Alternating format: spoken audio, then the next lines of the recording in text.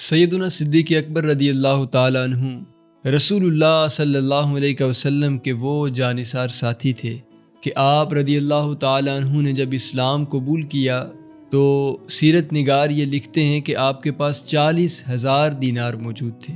تو سیرت نگار لکھتے ہیں کہ آپ نے وہ 40,000 دینار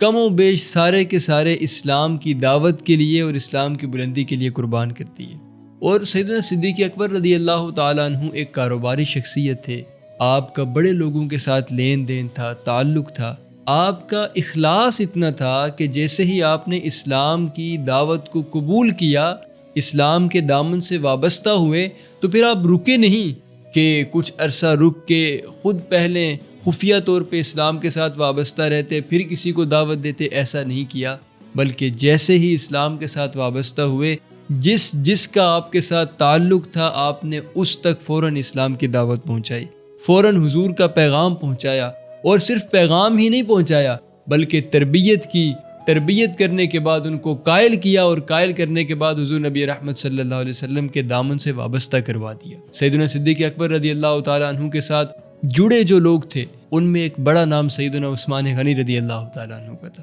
چونکہ وہ بھی ایک کاروباری شخصیت تھے، اور سیدنا صدیق اکبر رضی اللہ تعالیٰ عنہ کا بھی کاروبار تھا، آپ کا تجارت کا معاملہ تھا، تو آپ کا آپس میں لین دین بھی تھا، تعلق بھی تھا۔ اس تعلق کو سیدنا صدیق اکبر رضی اللہ تعالیٰ عنہ نے اسلام کے لیے استعمال کیا۔ آج لوگ اسلام کو اپنے تعلقات بنانے کے لیے استعمال کرتے ہیں، کہیں کوئی ان کے مزاج کے موافق یا ان کی طبیعت کے موافق یا ان کے اپنے معاملات کے موافق اگر کوئی اسلام کی بات آ رہی ہو تو وہ اس کو لے لیتے ہیں، اور کہیں اگر اب مزاج کے خلاف اسلام کی بات آ رہی ہو تو اس کو چھوڑ دیتے ہیں، اس کو نہیں اپناتے، کیونکہ لوگ اپنا مزاج دیکھتے ہیں، لوگ اسلام نہیں دیکھتے۔ کہیں لڑائی ہو رہی ہو تو کسی ایک کی جانب اگر کوئی ایسا مسئلہ آ رہا ہو، کوئی ایسی اسلام کی بات آ رہی ہو جو اس کے حق میں آ رہی ہو، تو وہ فوراً لوگوں کو مسئلہ بتاتا ہے، بھائی اسلام یہ کہتا ہے، اسلام یہاں یہ کہتا ہے۔ لیکن کئی مواقع پر وہ اسلام کے خلاف بھی کر رہا ہوتا ہے، وہاں وہ مسئلہ نہیں بتائے گا۔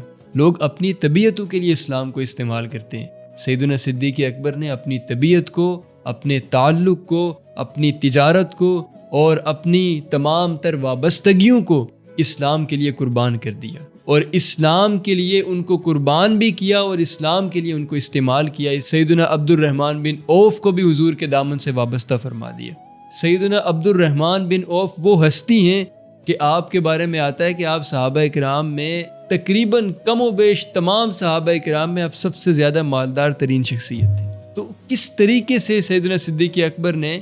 ان لوگوں کو اسلام کے ساتھ وابستہ کیا؟ تقریباً سیرت نگار لکھتے ہیں کہ سیدنا صدیق اکبر رضی اللہ تعالیٰ عنہ کی کوششوں سے آغاز اسلام میں 30 سے 35 صحابہ کرام ایسے تھے جنہوں نے اسلام قبول کیا، یعنی لگاتار آپ کوشش میں تھے۔ پھر آپ سیدنا ارقم رضی اللہ تعالیٰ عنہ کو حضور کے دامن سے وابستہ آپ نے کروایا، حضور کی بارگاہ میں لے کے آئے، اور سیدنا ارقم رضی اللہ تعالیٰ عنہ کو صرف حضور کے دامن سے وابستہ ہی نہیں کیا بلکہ ان کی تربیت کی، ان کی ذہن سازی کی، اور ان کا یہ ذہن بنایا کہ آپ اپنا گھر اسلام کی دعوت کے لیے وقف فرما دیں۔ تو انہوں نے اپنا گھر اسلام کی دعوت کے لیے وقف کر دیا تھا، اور رسول اللہ صلی اللہ علیہ وسلم کی بارگاہ میں انہوں نے آ کے عرض کی تھی کہ حضور میرا گھر آپ کے لیے حاضر ہے، اسلام کی دعوت کے لیے حاضر ہے، آپ جب تشریف لائیں۔ صحابہ کرام آپ کے پاس جب تشریف لاتے ہیں تو آپ میرے گھر پہ آپ تشریف لایا کریں، وہیں صحابہ کرام آپ کے پاس آئیں اور آپ صحابہ کرام کو اسلام کی دعوت دیا کریں۔